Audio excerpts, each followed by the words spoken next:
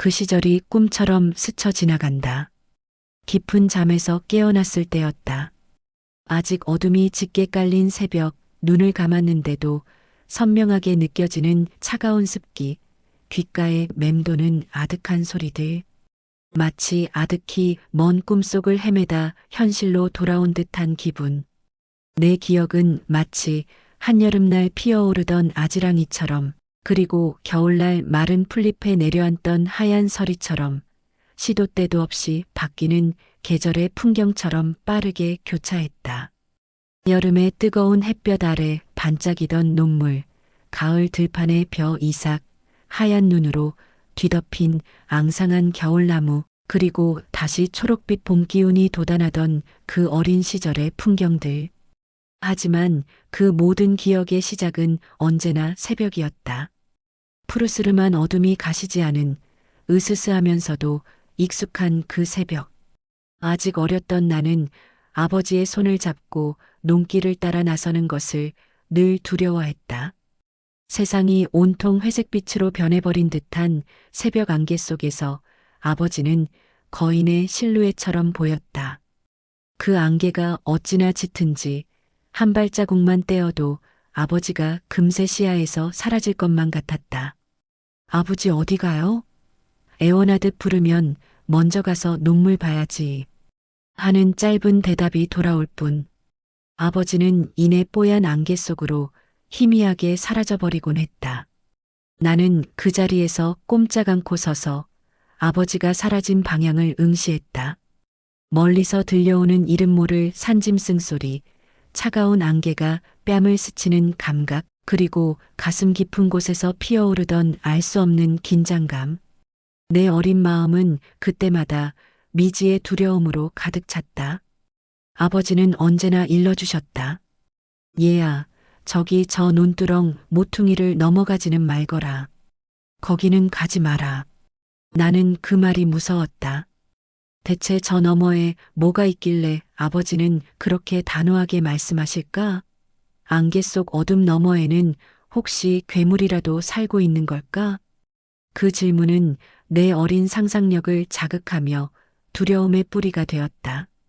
시간이 한참 흐르고 나서야 아버지는 안개 속에서 땀방울이 송골송골 맺힌 얼굴로 다시 내 앞으로 나타나곤 했다.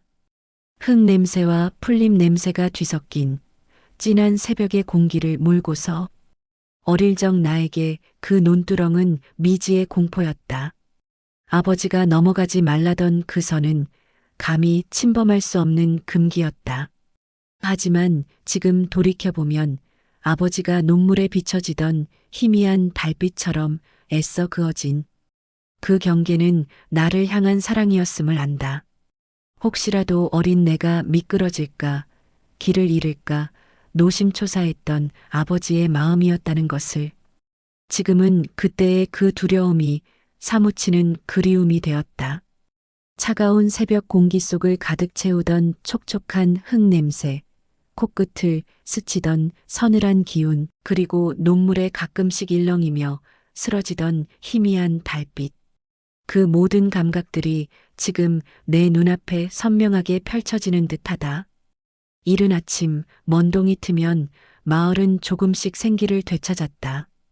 가장 먼저 새벽을 여는 것은 늘 아버지였다. 낡은 멜빵 바지 위로 흰 셔츠를 입고 달고 다른 고무신을 질질 끌며 아버지가 외양간에서 커다란 우리 소 누렁이를 끌고 밭으로 향할 때면 나는 언제나 그 뒤를 종종 걸음으로 따라갔다.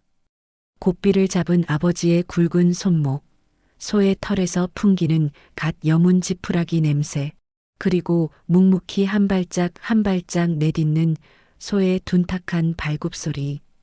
따스한 새벽 햇살이 아버지의 넓은 어깨 위로 쏟아져 내렸다. 소의 콧김은 마치 살아있는 안개처럼 피어올랐고 축축한 흙길에서는 이슬 맺힌 풀냄새와 갓 피어난 아침 꽃들의 향기가 섞여 묘한 행복감을 주었다. 나는 아버지의 멜빵 바지 주머니 속에 뭐가 들었을까 상상하기도 하고 커다란 소의 눈동자를 물끄러미 바라보기도 했다. 때로는 아버지의 뒷모습이 너무나 커다란 산처럼 느껴져 한없이 의지하고 싶었고, 때로는 너무 고되어 보여 어린 가슴이 먹먹해지기도 했다. 아버지의 등은 언제나 굽어 있었다. 지게를 짊어지고 삽질을 하고 소를 끌고 늘 땅과 마주하며 살아온 아버지의 뒷모습은 언제나 땀으로 젖어 있었지만 그만큼 든든하고 따뜻했다. 나에게 아버지의 뒷모습은 단순히 뒤가 아니었다. 그것은 우리 가족의 내일이었고 희망이었고 그리고 나의 영원한 그리움이었다. 일막에서 느꼈던 그리움이 이제 더 깊은 추억 속으로 나를 이끈다. 그 시절의 안온함과 풍요로움의 상징은 바로 할머니의 작은 방이었다. 할머니 방에 들어서면 특유의 냄새가 났다. 눅눅하지만 결코 불쾌하지 않은 오래된 한지와 마른 풀잎, 그리고 바싹 말린 씨앗들이 한데 어우러진 듯한 깊고 향긋한 냄새. 그 냄새는 나에게 늘 포근하고 아늑한 안정감을 주었다. 특히 그 방 한쪽 벽에 기댔던 육중한 장롱은 할머니의 세월만큼이나 깊은 주름을 가지고 있었다. 짙은 고동색의 나뭇결은 매끄러우면서도 손끝에 느껴지는 미세한 거칠음이 있었고 모서리는 손때로 반질거렸다. 나는 가끔 그 장롱문이 우주로 향하는 문이 아닐까 상상하기도 했다. 할머니는 어느 날 그 장롱 깊숙한 곳에서 낡은 천보따리 하나를 조심스럽게 꺼내셨다. 색색의 조각 천이 기워진 보따리, 오랜 세월 할머니의 손때가 묻어 반들거렸다. 할머니는 그 보따리를 마치 귀한 보물이라도 다루듯 아랫목에 펼쳐 놓으셨다. 천보따리의 매듭이 스르르 풀리자 그 안에서 또 다른 작은 천주머니들이 모습을 드러냈다. 콩알만 한 작은 주머니, 주먹만 한 조금 큰 주머니, 빳빳한 삼배 주머니, 부드러운 명주 주머니, 각기 다른 빛깔과 질감을 가진 그 주머니들 속에는 다름 아닌 씨앗들이 담겨 있었다. 허허, 인게이게 내년 농사의 시작이여. 요건 박씨고 저건 참외씨다. 다 정성을 들여야 혀. 할머니는 하나하나 주머니를 열어 그 안에 담긴 씨앗들을 보여주셨다. 윤기가 흐르는 까만 콩 씨앗, 쭈글쭈글하지만 단단한 오이 씨앗, 손톱만 한 빨간 고추 씨앗. 할머니는 씨앗 하나하나에 깃든 사연을 들려주셨다. 이 고추 씨는 말여 저 아랫마을 김영감네 밭에서 난 건데 영감이 오래 심었는데 어찌나 매콤하니 좋던지 몇 개 얻어왔어야. 내년엔 우리도 이걸로 매운 고추 한번 심어볼까벼. 요 콩은 작년에 가뭄에 힘들게 키웠는디 딱 요만큼 건졌지. 에휴, 그래도 이것으로 내년에 잘 키우면 한 바가지 수확할 수 있을 거야. 씨앗함 속의 씨앗들은 단순한 씨앗이 아니었다. 그것은 이웃과의 나눔이었고 품앗이의 약속이었으며 공동체의 따뜻한 온기였다. 마을 사람들은 서로의 씨앗을 나누고 부족한 것은 기꺼이 채워주며 함께 한 해의 농사를 준비했다. 철순에는 감자를 많이 심으니 감자씨는 넉넉하겠지? 나중에 좀 나눠달라고 해야겠어. 영인에는 깨농사가 잘 됐으니 참기름 한 병 주고 깨 씨 좀 얻어오면 될 거야. 하는 대화들이 오가며 그 시절 농촌의 풍요로운 인심과 품앗이 문화가 자연스럽게 씨앗함 속에서 꽃을 피웠다. 할머니의 씨앗함은 작은 씨앗 하나에도 담겨 있던 우리네 삶의 지혜와 따뜻한 마음, 그리고 미래를 향한 소박하지만 단단한 희망의 보물상자였다. 그 안에는 우리 농촌의 공동체가 오순도순 살아가는 법이 고스란히 담겨 있었다. 할머니의 씨앗함에서 시작된 희망은 흙을 만나야 비로소 생명력을 얻었다. 그리고 그 시작은 언제나 흙을 뒤집는 일, 논을 갈고 밭을 일구는 일이었다. 봄 기운이 완연해지면 농가리 소리가 마을 전체를 울렸다. 영차 하고 소를 부리는 아버지의 우렁찬 목소리, 쟁기가 굳은 흙을 갈아엎으며 나는 둔탁하면서도 시원한 쓱싹 마이너스 소리, 그리고 묵묵히 쟁기를 끄는 누렁이의 거친 숨소리. 흐흡 흐흡 그 소리들은 마치 거대한 오케스트라의 합주 같았다. 땅이 깨어나 새로운 생명을 받아들일 준비를 하는 웅장한 교향곡. 힘든 노동 속에서도 어른들의 입에서는 언제나 농담과 장난이 끊이지 않았다. 영감, 올해는 허리가 좀 덜 아픈가벼? 소보다 영감 허리가 더 팔팔하네. 이 사람아, 작년에 자네가 막걸리 값 내준다고 해서 이리 힘내는 거요. 깔깔거리는 웃음소리와 함께 구슬땀을 흘리면서도 서로를 격려하고 웃음 짓던 정겨운 모습들. 아버지는 이래서는 타협이 없었다. 허투루 할 거면 시작도 마라. 논을 갈 때도 밭에 씨앗을 심을 때도 늘 그 말씀을 하셨다.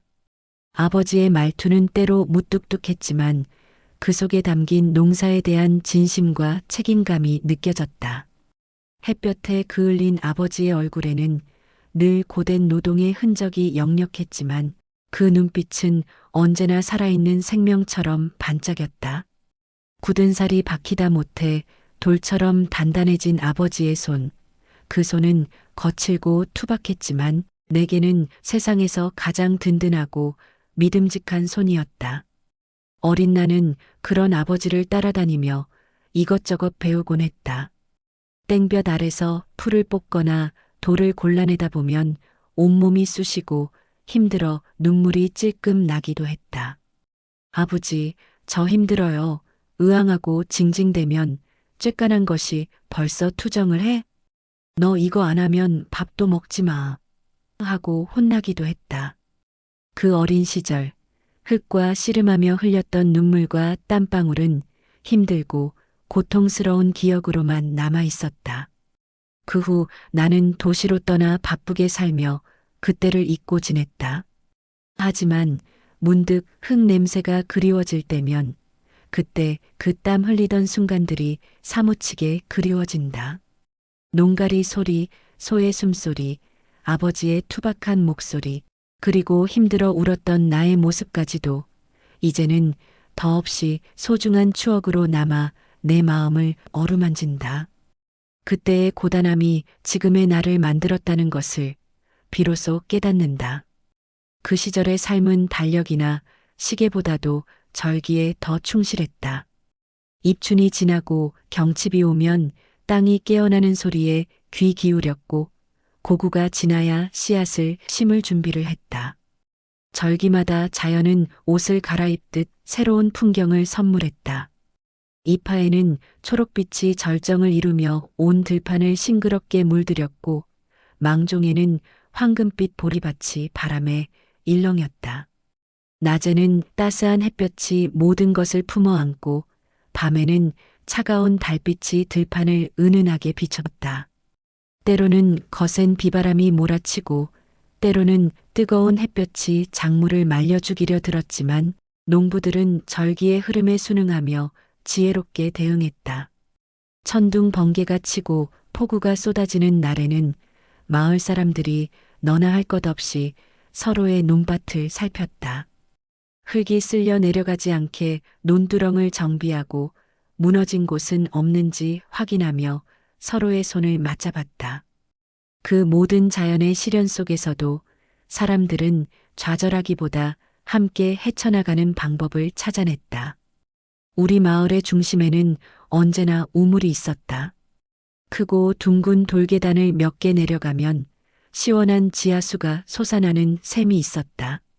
엄마는 매일 아침 큰 물동이를 이고 우물가로 향했고 나도 졸졸 따라가 바가지로 물장구를 치거나 돌멩이를 던지며 놀았다. 바가지로 떠올린 우물물은 한여름에도 얼음처럼 차가웠고 목을 타고 넘어가면 온몸에 시원한 기운이 돌았다. 우물가에는 늘 마을 아낙네들이 모여 빨래를 하고 수다를 떨었다. 그들의 목소리와 웃음소리가 우물가에 울려 퍼졌고 아이들은 그 사이를 오가며 술래잡기를 했다. 우물은 단지 물을 깃는 곳이 아니었다. 그곳은 마을의 소식이 오가는 사랑방이었고 아이들의 해맑은 웃음소리가 끊이지 않는 놀이터였다. 그 시절 절기는 우리네 삶의 나침반이었다. 씨앗을 심고 밭을 갈고 추수를 하고 겨울을 준비하는 모든 순간들이 자연의 흐름에 맞춰져 있었다. 절기를 따라 흐르던 삶 속에서 우리는 자연의 경이로움과 함께하는 행복을 온몸으로 느꼈다. 도시에서는 잃어버린 자연과 함께 호흡하던 그 시대의 정취가 사무치게 그립다. 모내기가 끝난 여름 들판은 생명력으로 가득했다. 푸른 물결이 일렁이는 논밭은 숨쉬는 듯했고 땀방울 흘려 심은 벼들은 뿌리를 깊게 내리며 자라날 준비를 하고 있었다. 지루하고 힘겨웠던 모내기 작업이 끝난 날 마을 사람들의 얼굴에는 안도감과 뿌듯함이 교차했다. 흐르는 땀을 훔치며 서로의 어깨를 토닥였다. 새참 시간이 되면 푹 익은 감자와 갓 쪄낸 옥수수 그리고 시원한 식혜가 담긴 바구니를 들고 아낙네들이 논두렁으로 나왔다. 모두가 둥글게 둘러앉아 웃고 떠들며 나누는 점심 식사는 그 어떤 산의 진미보다도 달콤했다. 논둑에 앉아 시원한 식혜 한 모금을 마시면 온몸의 피로가 씻겨 내려가는 듯했다. 무더운 여름날의 백미는 단연 개울가였다. 마을 뒤편의 작은 개울은 우리 아이들의 천국이었다. 점심을 먹자마자 우리는 옷을 벗어 던지고 개울물 속으로 풍덩 뛰어들었다. 투명하고 차가운 물살은 어린 우리의 몸을 간지럽혔고 햇볕에 달궈진 피부를 시원하게 식혀주었다. 바위를 들추면 팔뚝만 한 가지가 나오고 맨손으로 물고기를 잡으며 우리는 하루 종일 깔깔거렸다. 여름의 정취는 온몸의 감각을 깨웠다. 한낮에 자결하는 햇볕 아래 잘 익은 수박을 쪼개는 쫙 하는 시원한 소리, 온 마을을 뒤흔들 듯 울어대는 매미 소리. 저녁이 되면 뜨거웠던 열기가 한풀 꺾이고 시원한 바람이 불어왔다. 들판에서는 갓핀 꽃들의 향기와 축축한 흙 냄새가 섞여 독특하고 평화로운 여름밤의 향기를 만들어냈다. 마당에 돗자리를 깔고 누워 밤하늘의 별을 헤아리던 그때 우리는 진정한 여름의 한복판에 살고 있었다. 그 시절의 여름은 단순한 계절이 아니었다. 그것은 땀과 웃음 그리고 삶의 활력이 넘쳐나는 살아있는 순간들이었다. 마을 사람들 모두가 함께 숨쉬고 함께 웃고 함께 울던 진정한 공동체의 모습이 바로 여름 한창 때의 풍경 속에 고스란히 담겨 있었다. 뜨거운 여름이 지나고 바람이 시원해지는 가을이 오면 들판은 황금빛으로 물들었다. 드디어 한 해 농사의 결실을 맺는 추수의 계절이 찾아온 것이다. 벼 베는 소리는 가을 들판의 가장 아름다운 음악이었다. 슈잉 마이너스 낫이 벼줄기를 자르는 경쾌한 소리. 낫의 차가운 금속성 느낌과 벼 이삭의 까끌거리는 감촉이 손에 그대로 전해졌다. 어른들은 숙련된 솜씨로 낫을 휘둘렀고 나는 벼 이삭을 주워 벼단을 묶는 일을 도왔다. 따가운 벼 껍질에 손이 쓰리고 가려웠지만 풍성한 벼단을 볼 때마다 마음이 뿌듯해졌다. 잘 묶은 벼단들은 집신처럼 엮여 논두렁 가득 세워졌다. 옹기종기 모여 선 벼단들 사이로 부는 바람 소리는 마치 추수에 대한 감사함을 노래하는 듯했다. 집 마당에는 커다란 가마니들이 차곡차곡 쌓여갔다. 온 식구가 함께 타작을 하고 껍질을 벗겨낸 햅쌀을 보며 환하게 웃던 기억이 생생하다. 저녁이 되면 어머니는 갓 지은 하얀 쌀밥과 구수한 된장찌개로 온 가족의 배를 든든하게 채워주셨다. 온종일 고된 노동에 지쳐있던 가족들에게 그 한 끼 식사는 더할 나위 없는 행복이었다. 황금들판은 바람에 따라 춤을 추듯 넘실거렸다. 푸른 하늘 아래 끝없이 펼쳐진 황금빛 물결은 눈을 뗄 수 없는 장관이었다. 한없이 광활한 자연 앞에서 우리는 한없이 작은 존재였지만 그 속에 담긴 풍요로움과 생명력에 압도당하곤 했다. 석양이 들판 위로 붉게 물들 때면 하루의 고단함은 사라지고 오직 평화만이 가득했다. 추수가 끝나고 잠시 숨을 돌리던 어느 저녁 아버지와 마을 어른들은 장독대에 걸터 앉아 하루의 피로를 풀곤 하셨다. 담배 한 개비를 피워 물고 먼 산을 바라보며 나누던 느릿느릿한 대화들. 올해 농사는 참말로 잘 됐어. 내년에는 장마가 일찍 온다던데 비료를 좀 일찍 줘야겠네. 별것 아닌 이야기들이었지만 그 속에는 한 해를 마무리하고 다음 해를 기약하는 농부들의 소박한 희망과 깊은 지혜가 담겨 있었다. 달빛 아래 정겹게 이어지던 그 대화들은 고단했던 하루의 피로를 잊게 하는 따뜻한 위로였다. 차가운 바람이 불어오고 논밭이 앙상한 가지를 드러내면 비로소 겨울 농한기가 시작되었다. 혹독한 추위가 몰아쳤지만 역설적이게도 겨울밤은 마을이 가장 따뜻하고 활기 넘치던 시간이었다. 저녁이 되면 아궁이에서 피어나는 불꽃이 집안을 환하게 비췄다. 활활 타오르는 불빛은 벽에 그림자를 드리우며 따뜻한 온기를 선사했다. 아궁이 속에서 익어가는 고구마 굽는 냄새는 온 집안을 감미롭게 채웠다. 밤이 깊어질수록 밖은 더욱 차가워졌지만 뜨거운 아랫목에 배를 대고 앉아 도란도란 이야기를 나누는 우리는 그 어떤 추위도 두렵지 않았다. 사랑방에서는 남자 어른들이 모여 화투패를 섞는 착, 착 소리와 함께 걸쭉한 농담이 오갔다. 장영감, 패가 영 안 좋은가벼? 인상이 오만상일세. 이 사람아, 자네 패를 보니 땀이 다 나는구만. 작은 판돈을 걸고 웃음꽃을 피우던 그들의 모습은 고된 농사일에서 잠시 벗어나 즐거움을 만끽하는 소박한 행복이었다. 한편 안방에서는 아낙네들이 모여 다음 해에 먹을 메주를 쓰는데 여념이 없었다. 김이 모락모락 피어나는 삶은 콩 냄새, 절구에 콩을 찢는 쿵덕 마이너스 쿵덕 마이너스 소리. 그들의 손길은 정교했고 얼굴에는 내년 한 해의 식량을 책임지는 비장함과 즐거움이 공존했다. 그 속에서 또다시 마을의 온정과 협력이 빛났다. 아이들은 무릎까지 푹푹 빠지는 눈밭에서 겨울의 주인공이 되었다. 썰매를 타거나 눈싸움을 하고 눈사람을 만들며 온몸이 땀으로 범벅이 될 때까지 뛰어놀았다. 차가운 눈 속에서도 아이들의 웃음소리는 끊이지 않았다. 얘들아, 저리 와. 여기 눈 쌓인 곳이 더 많다. 온 마을이 아이들의 해맑은 목소리로 가득 찼다.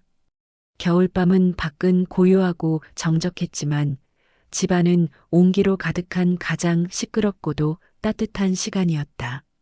모두가 한 곳에 모여 몸을 녹이고 서로의 이야기를 나누며 다음 해를 기약하는 순간들이었다. 춥고 길었던 겨울을 따뜻하게 버텨낼 수 있었던 것은 바로 이웃과 가족의 정, 그리고 함께하는 즐거움 덕분이었다. 새벽 안개 속 아버지의 굳건한 농길, 할머니의 보물 같던 씨앗함, 흙냄새 가득했던 농가리의 풍경, 절기를 따르던 지혜로운 삶, 여름날의 생기 넘치던 웃음, 그리고 황금빛 추수의 풍요로움, 마지막으로 겨울밤에 따뜻했던 공동체의 정. 이 모든 순간들이 한데 모여 나의 어린 시절을, 우리네 지난 세월을 만들어냈다. 나는 그때의 아버지의 손길을 기억한다. 흙냄새 배인 거칠지만 따뜻했던 그 손. 갓 잡아온 물고기를 꿰어주시던 아버지의 손. 그리고 우리를 보듬어 주시던 할머니의 품, 그분들의 정겨웠던 음성. 마을 어른들 한 분 한 분의 주름진 얼굴 속에 담겨 있던 푸근한 미소. 이 모든 것은 나를 이 자리까지 이끌어준 가장 소중한 길잡이였다. 그 시절 우리는 가난했다. 그러나 가난했기에 서로에게 더 의지할 수 있었다. 가진 것이 많지 않았지만 함께 나눌 수 있는 마음만큼은 차고 넘쳤다. 부족함을 메워주고 기쁨을 나누며 슬픔을 함께 견디던 시간들이었다. 그 속에서 우리는 진정한 행복이 무엇인지 배웠다. 비록 가진 것은 적었을지라도 함께였기에 우리는 그 무엇보다 풍요로웠다. 함께라서 행복했다. 이제 그 푸른 논밭은 고층 빌딩으로 바뀌고 정겨운 옛집들은 기억 속에만 남아있다. 아련한 추억 속의 농촌은 사라졌지만 그 시절의 풍경과 사람들의 이야기는 나의 마음 속에 영원히 살아 숨쉰다. 씨앗처럼 박혀 깊은 뿌리를 내렸고 때로는 향긋한 꽃을 피우며 나의 삶을 지탱해준다. 오늘 저는 그 빛바랜 기억들을 꺼내어 당신에게 전합니다.